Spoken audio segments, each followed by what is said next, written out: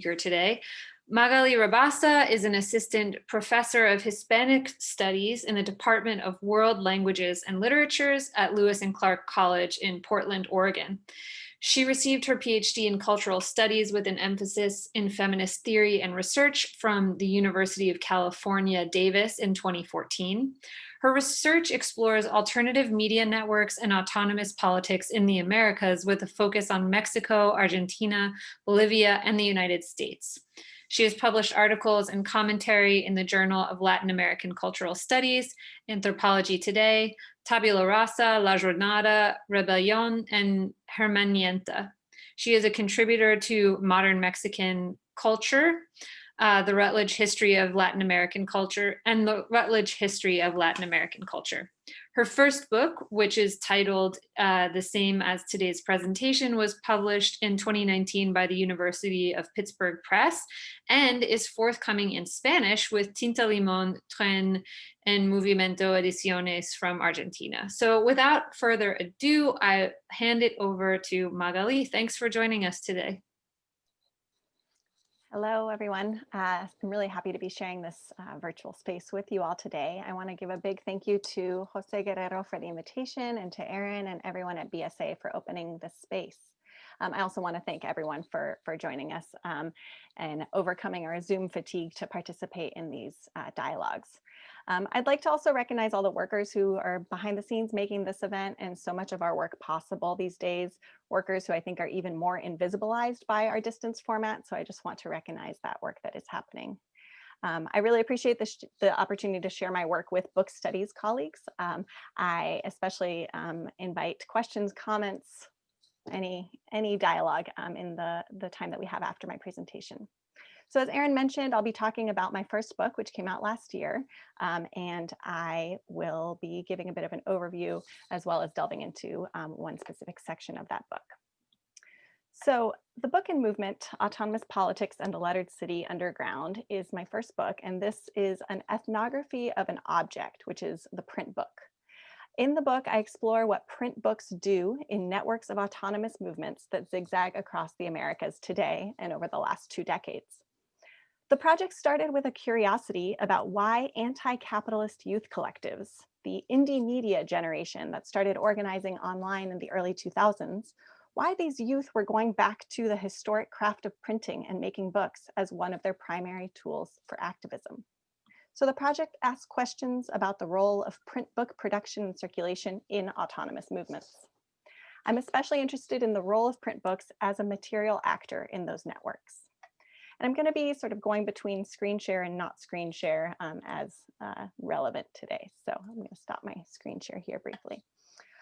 So a little bit about the research process for this book. The research was based on several years of participatory research in the capital cities of Mexico, Bolivia, Argentina, and Chile. In each of those cities, I worked closely with presses, with writers, booksellers, and participants in the movements as well. I work from the intersection of anthropology and literature, and this was possible for me as a graduate student in a doctoral program in cultural studies at UC Davis, where I was really able to develop a methodology that was guided by my research questions. And the openness of that interdisciplinary space was, I think, really key in my ability to develop this project. So in The Book and Movement, I argue that in the 21st century, the print book is being transformed and reinvented. It's a kind of old media being made anew. And this is, of course, in part because of its relationship to digital technology. The chapters in the book are organized around the stages in the life of any book. So chapter 1 is focused on the autonomous knowledge practices that generate the idea to make a book. So the practices and the collective spaces where people come up with the idea to make a book in the first place. Chapter 2 looks at the physical crafting of the book, the processes of designing, printing, and assembling books in the workshop space. Chapter 3 looks at the movement of books among presses, how the books get re-edited and reprinted as they're shared across different territories. And chapter 4 looks at the distribution and circulation practices, the processes through which the books reach the hands of their readers. In what follows, I'll be zooming in on some ideas from that third chapter. I'm realizing I need to stop using the word zoom as a verb that I use frequently because it now just means one thing to us. I'll be discussing how books are transformed as they are re-edited and recrafted in different spaces.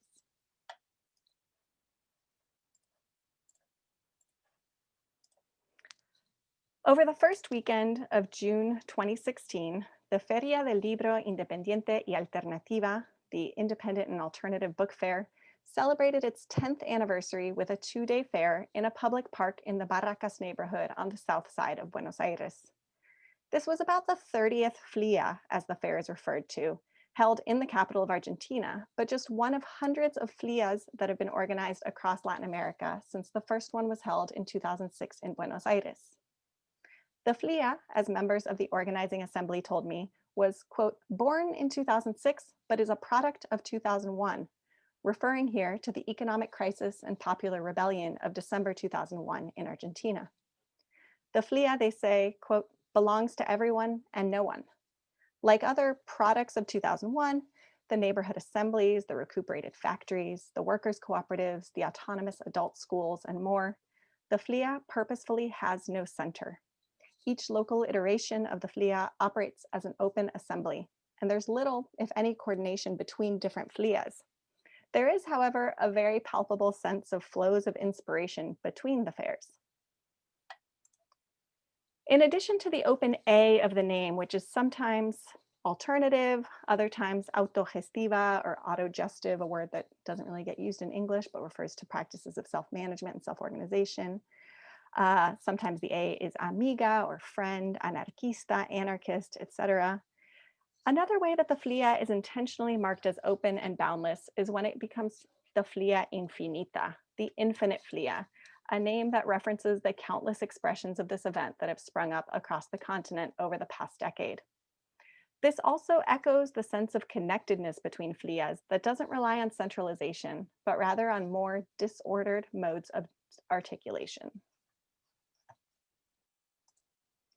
My thinking about modes and processes of articulation is shaped by the ways that radical writers and intellectuals in Latin America have sought to account for the new dynamics of popular mobilization and autonomous organization over the last 2 decades. This includes the panoramic analyses of Uruguayan journalist Raúl Sibeki, who writes of what he calls a continent in movement.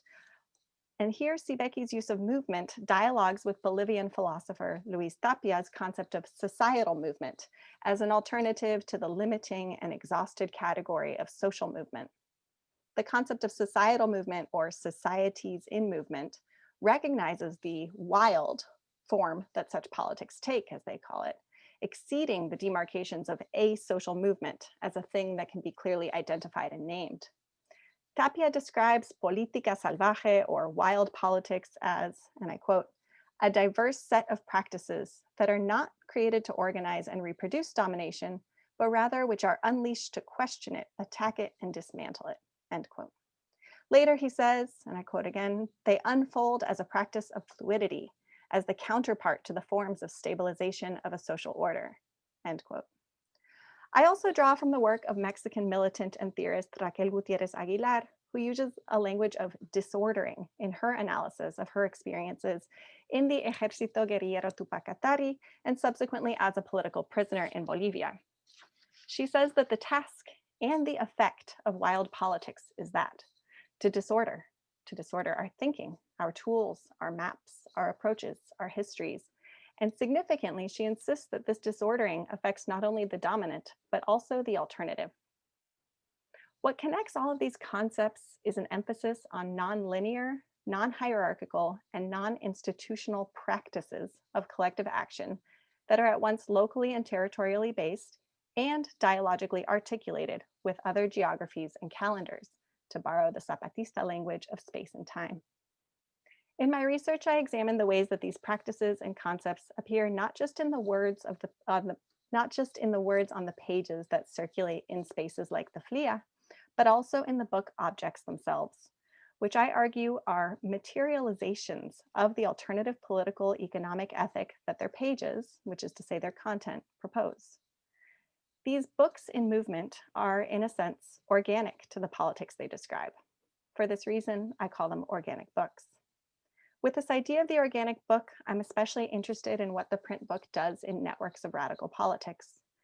I'm interested in what it does with the materiality of networks, materiality of dialogism, the materiality of encuentro or encounter. I'm interested in the print book as it drives spaces of collective knowledge production, as it fosters a praxis of experimentation, as it travels and becomes multiple, facilitating exchanges, and as it creates a space of encuentro through its physical presence and through its marketing. An encuentro here, or encounter, is a political concept that I also borrow from the Zapatista movement, a notion of encounter politics as a politics that prioritizes and privileges listening and exchange over any programmatic sense of politics. As I build on conversations in book studies and social movement studies, I draw heavily from the concepts and ideas presented in these organic books themselves, reading into and working from an alternative archive of political and cultural theory.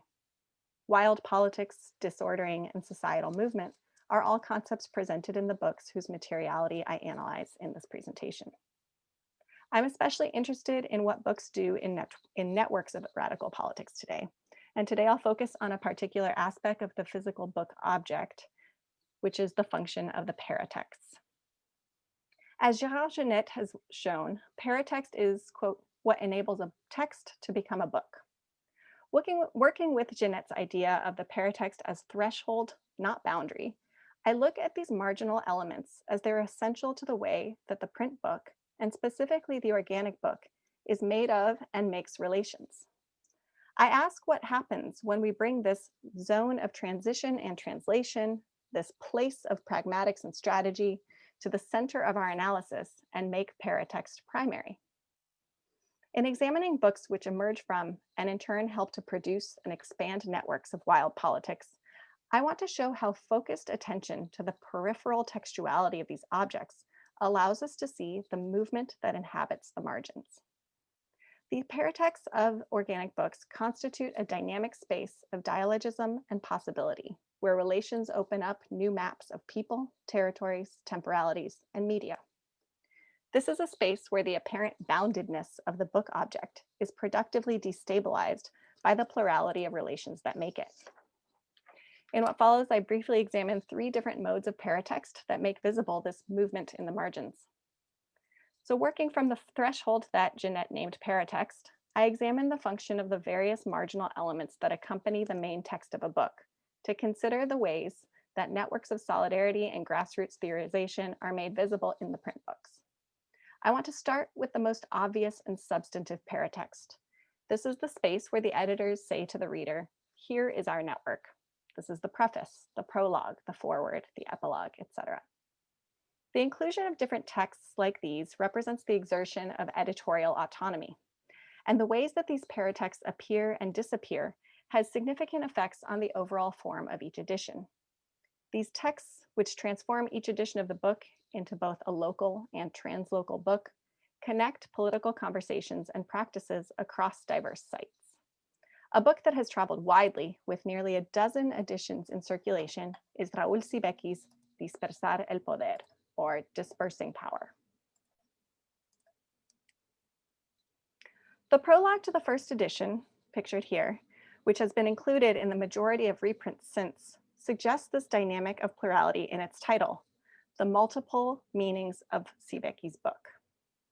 As the book moves and is remade, rethought, reprinted, reread, it becomes multiple while simultaneously producing spaces of encounter where relations are extended or at the very least made visible. In 2007, the Editorial Quimantu released the first Chilean edition, to be followed by a second run in 2011, for which Raúl Sibecki penned a new introduction reflecting on the complexity of anti-state relations in Bolivia since the election of Evo Morales. Between 2007 and 2011, several presses in other parts of Latin America reprinted the book, and translations began to surface in Europe and the United States. The forewords featured in translations published in the North strikingly call out to the more privileged reader, stating, in the words of John Holloway, "This is a book about you." A relationship is created between the presses and the readers through these paratexts, which situate the book and its ideas in their local realities. Sibecki's books are a rarity in the publishing worlds that I research, in that they have been translated widely and significantly have been translated into English for publication in the US. The other writer whose work has also been translated into English, to date with just one title, and published in the United States is Raquel Gutierrez Aguilar, who I mentioned earlier. While Sibeki's US books have all been published by the well-known anarchist project AK Press, Gutierrez Aguilar's book, Los ritmos del Pachacuti, in contrast, was published in translation by none other than the University Press of Duke University. It's difficult to imagine a more elite venue for Gutierrez Aguilar's first English monograph, but the relations that made this book in the US Academy are composed of actors that appear on multiple maps of knowledge production that zigzag across the North and the South. The circuits they participate in and give shape to are not limited to their institutional location in US universities.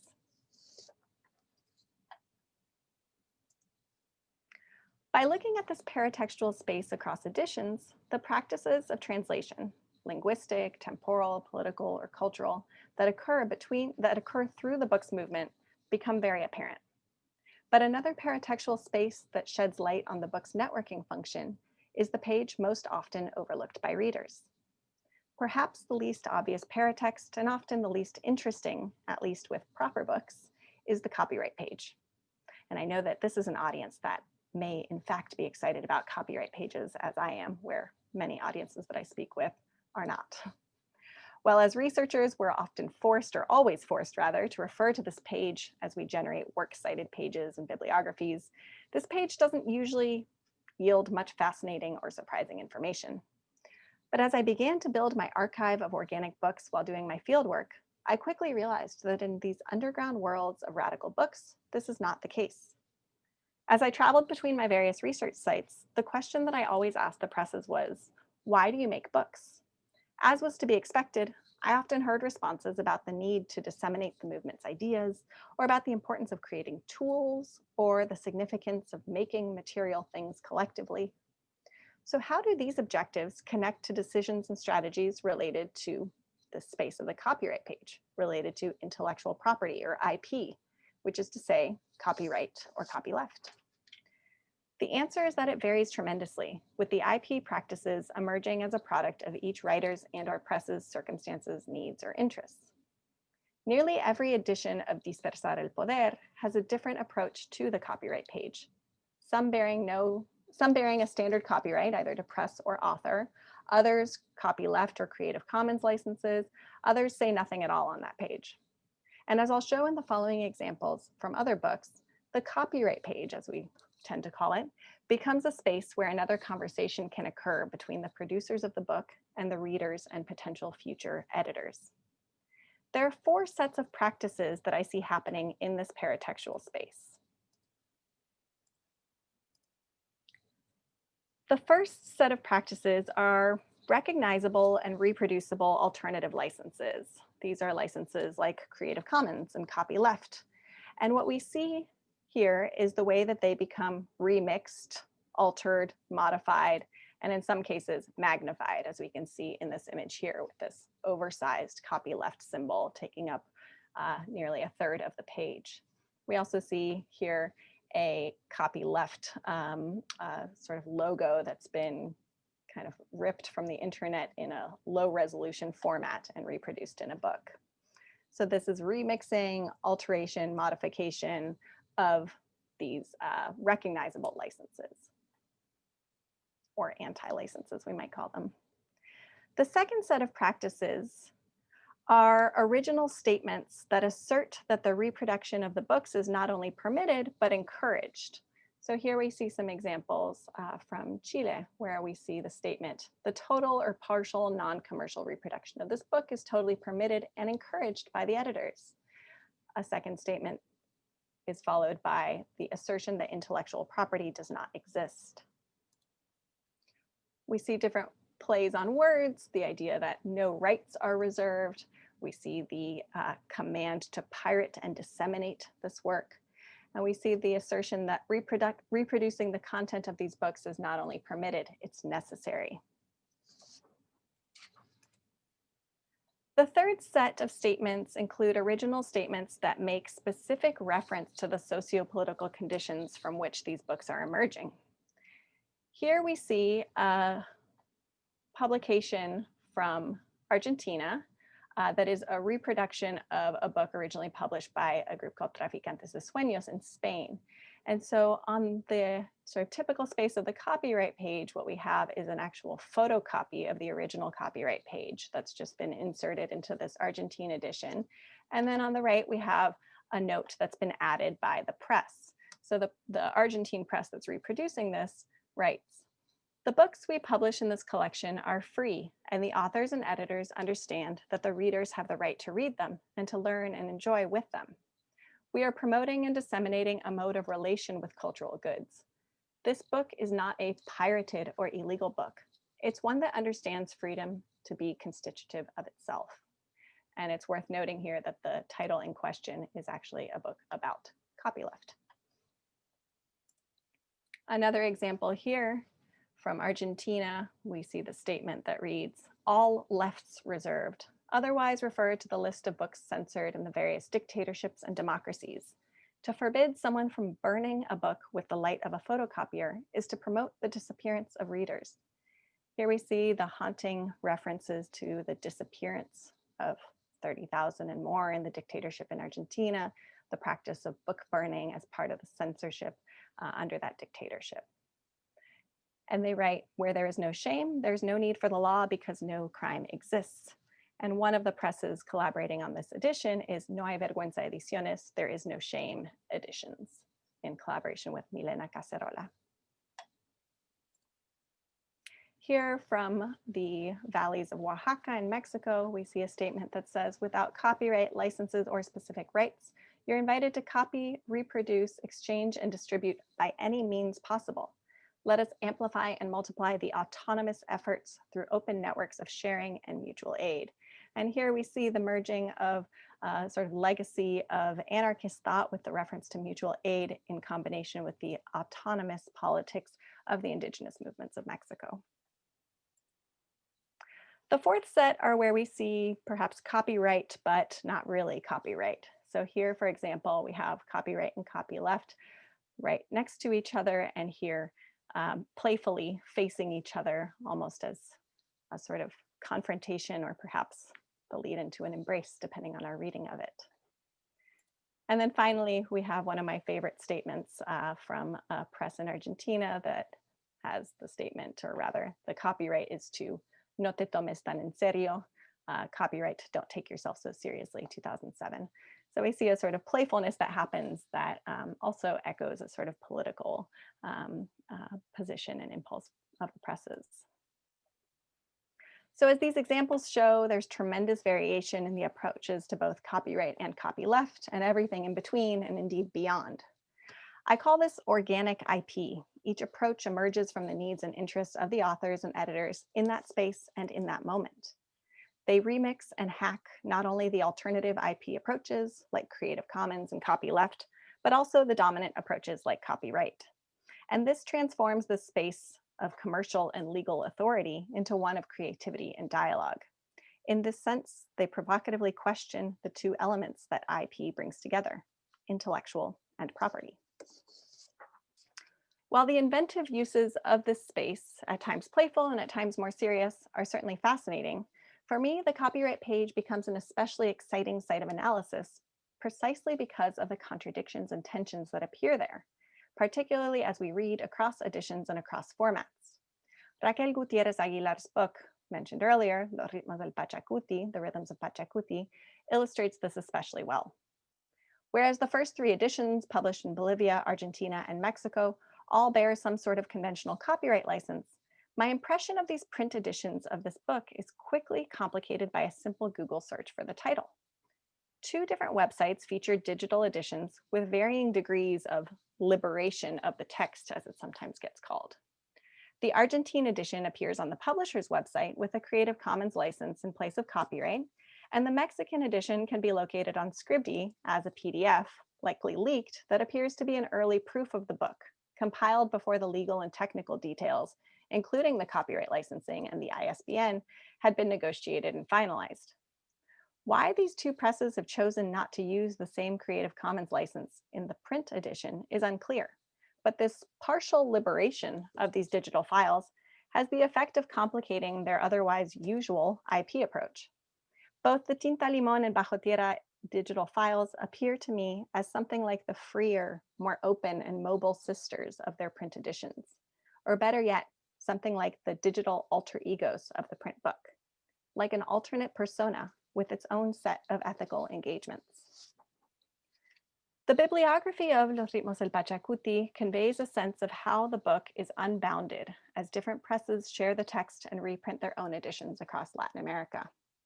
In describing the book as unbounded, my intention is not to suggest that the book is necessarily becoming more and more free or more public, or to ascribe some telos of progressive radicalization to its trajectory. Rather, I see it as an instance of power being dispersed, to borrow Sibecki's idea. In the case of organic books, what emerges from this dispersion of power is an expression of autonomy and decentralization. Finally, and briefly, another kind of paratext that the organic book highlights, or rather depends on, is what we might call transmedial paratext. Returning to Jeanette, this would be the kind of epitext, which is to say a paratext that appears outside of the book itself. As the story of Gutierrez Aguilar's book shows, parts or wholes of the books exist online. But the books are also possible because of the vibrant digital textual matter that they are connected to. Blogs, online communities, digital files of various forms, as well as other non-textual medial forms like film and video, spoken word and performance art, music, etc. And these other medial forms help the books come into existence, and significantly, they help the books and the relations that they generate to travel.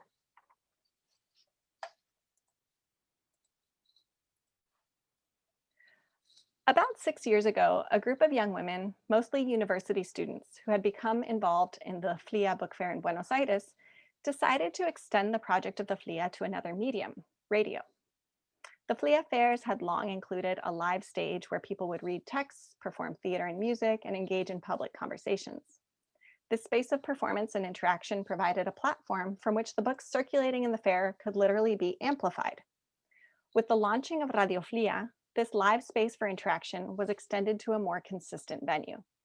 Now no longer limited to the FLIAs held every few months in the capital, Radio FLIA created a weekly space for the book fair to come to life on FM La Tribu, a sort of headquarters for cultura libre, or open access culture and alternative media production in Buenos Aires. And here we see an image of FM La Tribu, the radio station and sort of cafe and community space in Buenos Aires, and the Radio FLIA logo, which is an adaptation of the FLIA logo, which has the small book on a tongue, and here that book is wearing headphones. And this image to me always seems like it could be interpreted in multiple ways as a square of LSD, or perhaps a communion wafer, depending on your relationship to books. Here we see a piece of propaganda from Radio FLIA announcing a hiatus that they were taking, saying they are armed with love. And here we see them, the members of the collective, represented as gun-toting nuns. As I learned in my conversations with the Radio FLIA collective, this initiative has not only disrupted the conventions around the organization and production of the book fair, it has also disrupted the generational and gender dynamics that had started to weigh down the FLIA after 5 years of existence. This younger group of women, many of them queer, took the initiative to question the apparent boundaries of the FLIA and of the publishing projects that constitute it. In this way, Radio FLIA, it could be said, has a sort of paratextual function as well.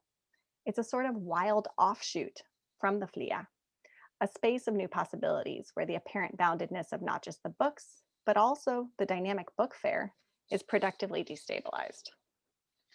The movement in the margins that I've attempted to map here is evidence of the ways that the print book today is an object experiencing political and material transformation through the kinds of experiments of autonomy that it emerges from.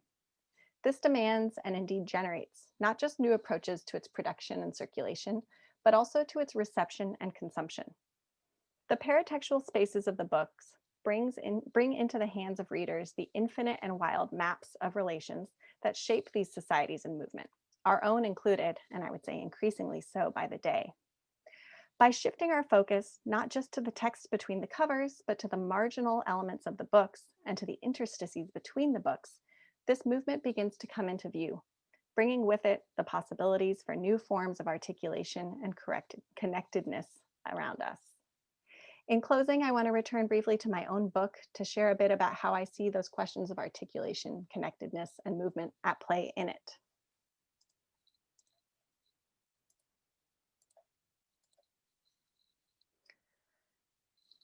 My book was published by the University of Pittsburgh Press. Despite its somewhat unconventional and slightly flashy aesthetic, this edition bears all of the hallmarks of a traditional academic monograph. It comes with a weighty hardback cover, a hefty price tag, blurbs by experts in the field, a standard copyright page, and, to be honest, quite limited circulation. Given the subject matter of the book, like one of my book's anonymous reviewers, audience members at conference presentations frequently push me on the apparent contradiction that this format seems to suggest. And that contradiction, a traditional academic monograph that tells stories of radical bookmaking and activist movements, is one that I have tried to embrace head on. I never wanted the University Press edition to be the only form that this book would take. It certainly has to be one of the forms that it takes as a tenure track faculty member, but I'm pleased to say that it isn't the only form it has taken. In 2016, I was preparing to travel back to Buenos Aires 5 years after my initial field work there, and I was going to be arriving in time for the 10th anniversary of the FLIA fair, the fair that I referenced at the opening of my presentation. I was eager to share with the folks that I had worked with some of what I had been producing in the time that had lapsed since my field work, but knowing the pace of academic publishing, it was clear to me that I was still years away from having a print edition of my own book to share with them. And I knew that when that book did come out, it would be in English and would be very inaccessible to many of the folks that I had worked with. So what I did was I created rather hastily a zine edition of the book, which is the red one here, where I created sort of miniature versions of each of the chapters, maintaining the general arguments and structure of the book, and wrote essentially a zine version of it in Spanish, which I quickly photocopied on expropriated resources from my former job, stapled in my kitchen the night before loading up our suitcases, and took about 75 copies with me to Buenos Aires to distribute there. And that zine then went on to circulate in ways that I couldn't have anticipated. It was important to me to have some, again, of that research that I had done accessible as soon as possible. The Spanish edition has been in the works essentially since I had the final proofs of the Pittsburgh Press edition in my hands. And the Argentine edition, which will be coming out now confirmed in December, there's been some pandemic related delays, is a collaboration. It's a co-edition between two presses, Tinta Limón Ediciones and Tren en Movimiento Ediciones, based in Buenos Aires. And those are two presses that I worked with in the process of my research. And Tren en Movimiento has a series called Sentidos del Libro, meanings or feelings of the book, which my book will be appearing as part of. The zine circulation in Argentina led to another Spanish edition that will be coming out in early 2021 in Ecuador with Kikuyo Editorial, a press which I have had no previous knowledge of, and I have not been to Ecuador since I was 13 years old, so I have no contacts or relations there. But some of the folks from that Ecuadorian press got a copy of the zine on a trip to Argentina, were intrigued by it, contacted me, and will be also editing the Spanish edition, as well as a press in Mexico City that I work closely with. So I'm seeing these 3 Spanish editions coming out in the coming months, each with a different prologue written by the folks editing them in each of those places. So this gives to me a different kind of life to my own book, which again appears to be bounded in its university press form, but I'm pleased to see has taken on a different kind of life. So I want to end now with a quote from the prologue of that Argentine edition, which is going to print as we speak. In it, the co-editors describe the worlds of books that my project travels through and emerges from. And they write, quote, "Between the democratization of editorial knowledge and the practices of imperfect editing, a social movement emerges in the making of books," end quote. I'll leave it there, and I look forward to some conversation and questions with you all. Thank you.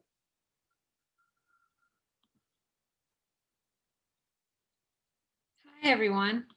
And thank you, Magali. That was really just so wonderful to listen to and learn about.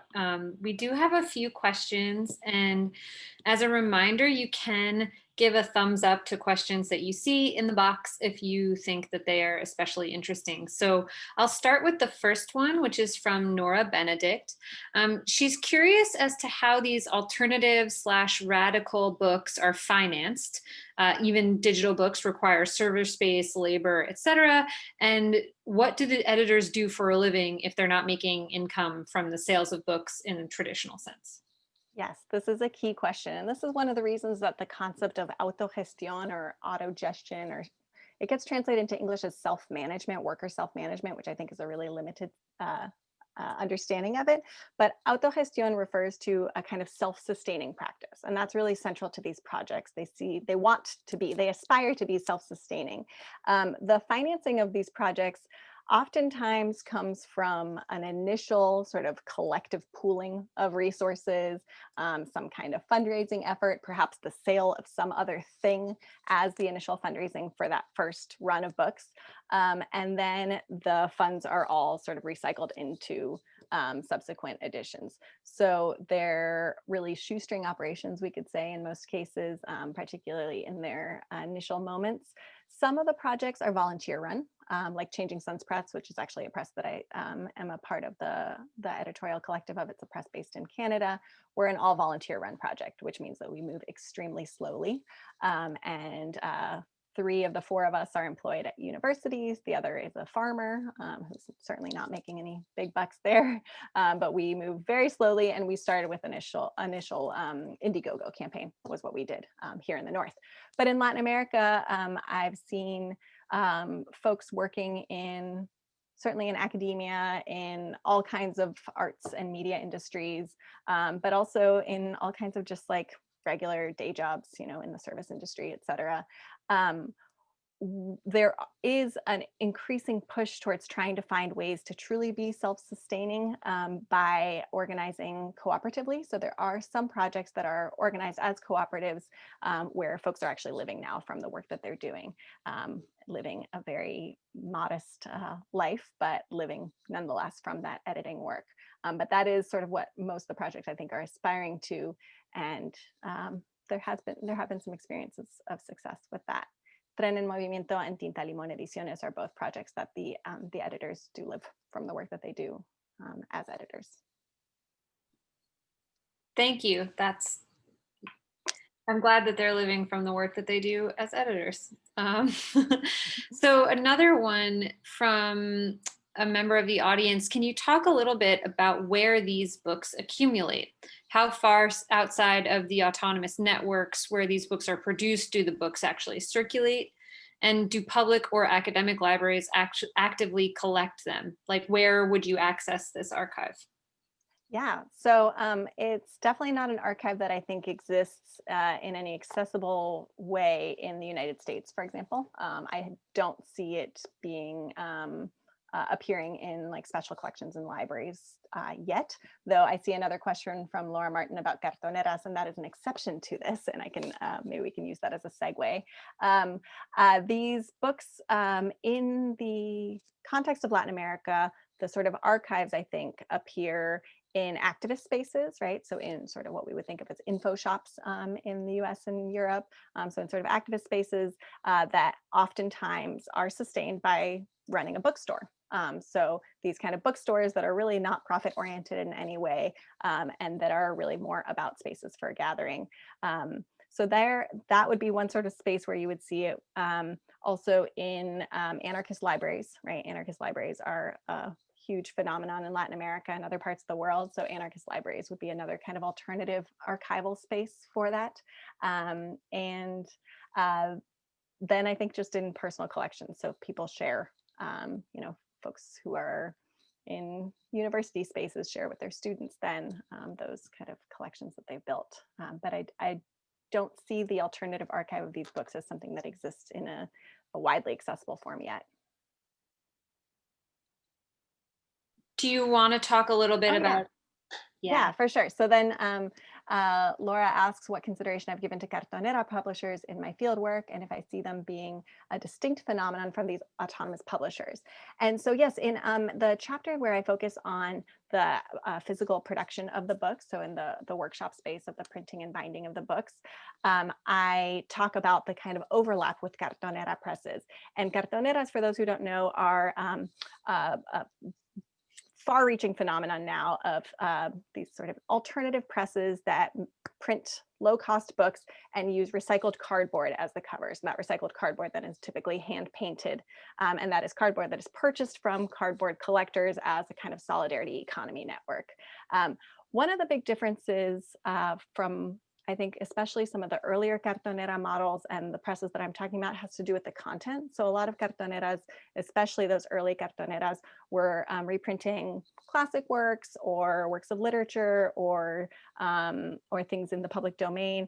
And so there was a difference in terms of the content, whereas the books that I'm looking at are really publishing sort of emerging grassroots political theory. So that's one of the big differences. There is certainly overlap. There's a project in Argentina that I look at called Retazos that combines cardboard and then scraps from clandestine textile workshops. And they combine those two recovered, recycled materials and produce books about migration and Bolivian labor in Argentina. So that's sort of one of the places where I see a lot of that overlap. But the cartonera presses have received a lot of scholarly attention, and there is an archive, I believe, at UW-Madison, if I'm not mistaken, and Laura can correct me on that. And so that's definitely one place that we've seen that alternative world coming into our own archival spaces. The next question is from Paloma Chelis Carvajal, and I'm actually going to tack on a question from Carla Nielsen that's all the way at the bottom because I think they're related. First is, what's the name of the Mexican publishing house that will be publishing your book? Mm-hmm. And so I'll just let you answer that one quickly. Yeah, so that's Bajo Tierra Ediciones, which briefly has an interesting story. It was the publishing project that I first came in contact with and that sort of started this whole project for me. And it was a publishing project of a group called Jóvenes en Resistencia Alternativa, Youth in Alternative Resistance, which was a youth collective started in the early 2000s in Mexico City. And that the publishing project has now sort of seceded from the overarching collective and is now a freestanding publishing project. And they are in the process of developing that project as a workers cooperative, as a women-run workers cooperative. So it's a really exciting project that I've continued to collaborate with. And then the second question, what is your take on the new digital environment in which all of us, including these alternative book fairs and encounters and publishers, have been forced to exist? And I assume that's just related also to the question that Carla asks about where we would find, what's the alternative to, or comparison to FLIAS in the United States. Yeah, so Carla, I think you're absolutely, you have the answer there already, which is anarchist book fairs are without a doubt to me the most obvious parallel to the sort of FLIA phenomenon in the US. I think that there are certainly some differences, but it's the thing that to me has felt the most akin to the FLIA in the context of the United States.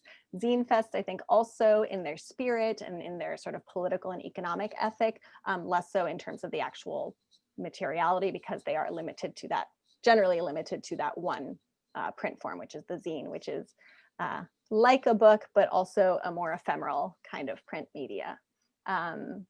Yeah, so, and then. And Paloma's question was about what is your take on the new digital environment in which all of us, including these alternative book fairs, encounters, and publishers have been forced to exist? Yeah, so I think that, you know, there's a lot to grieve in terms of the loss of the kind of face-to-face collective spaces of encounter that are so central to these movements and to these book worlds. You know, our initial impulse in the early moments of the pandemic when thinking about how we respond to crisis was we come together, we take to the streets, we touch each other, we share things, right? And we can't do that now, or we have to think of other ways of doing that. And so I think that while there's a lot of loss that we're facing in terms of these contexts, there's been a tremendous amount of innovation and creativity in terms of to overcome that or how to grapple with that. So I'm seeing a lot of presses like Bajo Tierra Ediciones, who previously hadn't released hadn't liberated all of their text online for free download. They're doing that now. So they've actually created like a free online library where folks can freely download most of, if not all of their titles, and seeing that as actually encouraging the purchase of their books as well.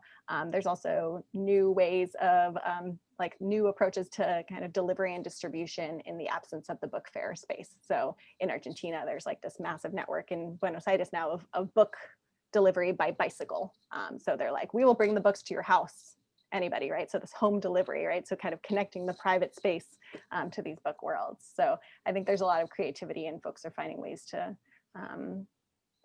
to deal with it. I think also the limitation is being seen as potentially a possibility. The book presentation world is like exploding with all of these Zoom spaces. So, whereas previously only local folks would be able to attend a presentation of a book, there's now, that those networks and those spaces are opened infinitely.